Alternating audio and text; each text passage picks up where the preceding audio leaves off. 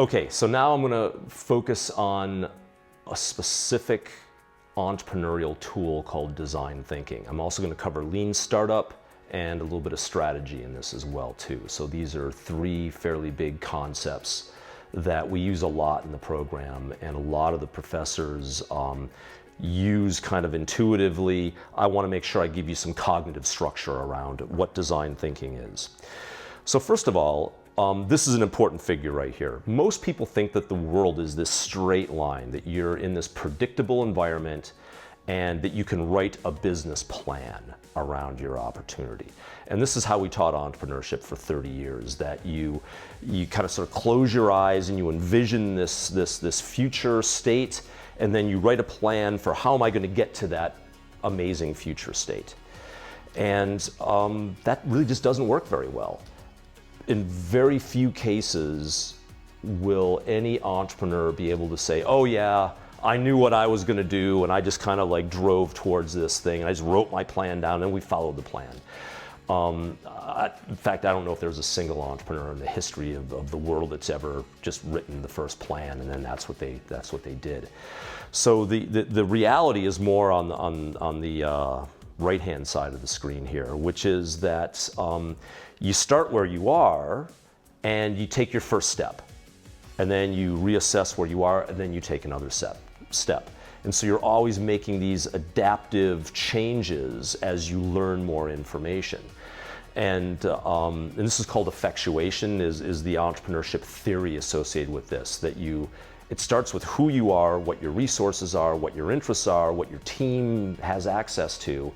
And then as you go through this learning process, you're learning more about your customers, you're learning more about how to deliver a product, you're learning more about how your business model might work, and you're making large changes, often referred to as a pivot.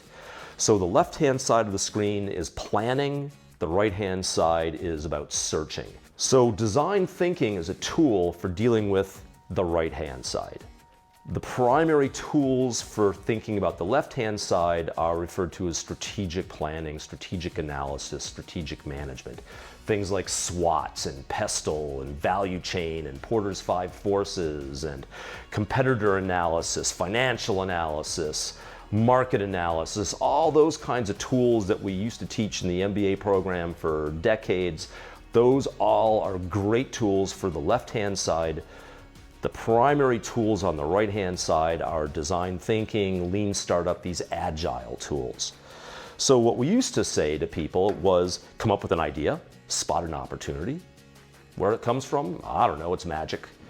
Write a plan about it, go out there and raise some money, and then go and be successful or not. And the reality is way more complicated than that. The reality is you come up with an idea, you talk to some people, you decide it's a terrible idea and you start over again. You finally talk to somebody who says it's a good idea, maybe you build a prototype, and then you realize that you don't know how to make it and that's not going to work. And so it's a much more convoluted, complicated process. The world doesn't look like the left-hand side. The world in general looks like the right-hand side.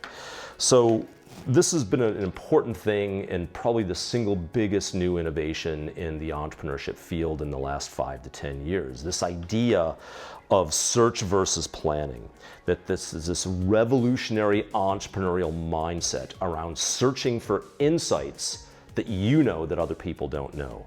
So you want to be able to have some insight into the problem that gives you that competitive advantage. You don't get the competitive advantage by doing a SWOT analysis or a value chain analysis. You do it by understanding this human-centric methodology for deeply understanding what the customer is trying to achieve. And it's all about rapid prototyping, testing, and then being adaptable. It's about iterating multiple times as you go through this and continuous learning and improvement. It's basically the scientific method applied to discovering the laws of the market. So in the scientific method, you come up with a hypothesis. You know, I think that if I drop 2 rocks at the same time, the heavy one will fall faster.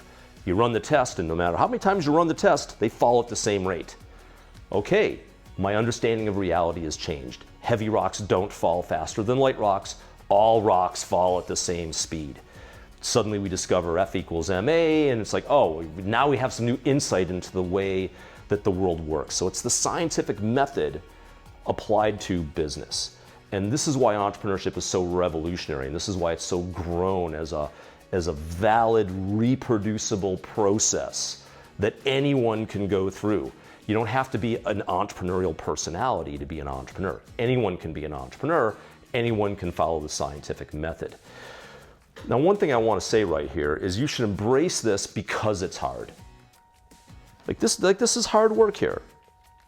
You know, when you're on the right-hand side and you're confused and you're not sure what to do, that's okay, because these are called barriers to entry.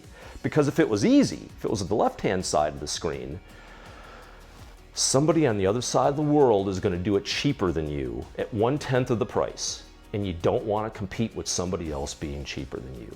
You want to have this complicated thing and build these insights into your customers and build these deep connections into your customers, because that's what's going to make you successful in the long term. And for most product-based businesses, it's usually the third version of the product before it becomes a success. First version's kind of ugly, second version there's got some major problems with. It's usually the third version of a product that finally kind of hits that exponential trajectory and you really grow. So don't get discouraged, embrace the fact that it's difficult. My friend Dr. Matteo Vignoli likes to say design thinking is learning how to dance with ambiguity. So when you're in the middle of this complicated thing, relax and dance with the ambiguity, because this is where the insights and the learning come from that give you this competitive advantage going forward. There's a variety of these agile methods. So I'm going to focus today on design thinking, which is a qualitative, human-centric approach to understanding your customer in a deep way. That's different than lean startup, which is a much more quantitative analysis. And usually design thinking comes first, lean startup comes second. And the business model canvas is also a great rapid prototyping tool as well too. And that was one of the textbooks I suggested that you read. Business model canvas is a great tool for getting your ideas out there on a piece of paper, but you're using Post-it notes, because whenever you put something on that business model canvas, you're not entirely sure that that's there. And it's always kind of, well, this is my best guess today, but I'm gonna dig a little deeper into that box, and I'm gonna continue to develop insights so that my business model canvas is different than your business model canvas, because I have deeper insights into my market than you do. So these are three great tools. I'm gonna focus on design thinking though. So this is what the, I showed you kind of the fake old school process. You spot an opportunity, write a business plan. We now stuck this business model canvas in the middle there, and we added these iterative loops here, but there's still some problems with this. If we add design thinking at the early stages and lean startup as a tool in the late stages, what this does is it changes your terminology. So you're no longer talking about spotting an opportunity, you're talking about understanding problems. And then you talk about building solutions. And so rather than just like, I've got this idea, you first start by saying, I'm going to talk to the customer, deeply understand their problem, and then I'm going to build a solution to solve that problem. That's very different than starting with an idea that bundles in the person, the problem, the solution, the business model, kind of, it all gets mixed up together. So design thinking really kind of forces you to think about what's the problem first, and then what's the solution. Once you've got your business model, then the lean startup gives you a quantitative method for iterating and testing, hypothesis testing, A/B testing, to be able to ensure that you've got this product market fit. And once you figure that out, now you can finally scale it. So the whole terminology of the process is changed by adopting the terminology of design thinking and lean startup. And again, all these other tools are still there. You still have all your strategic tools, you still have all the skills, all these other things play into this as well too. And you got to pick the right tools at the right time.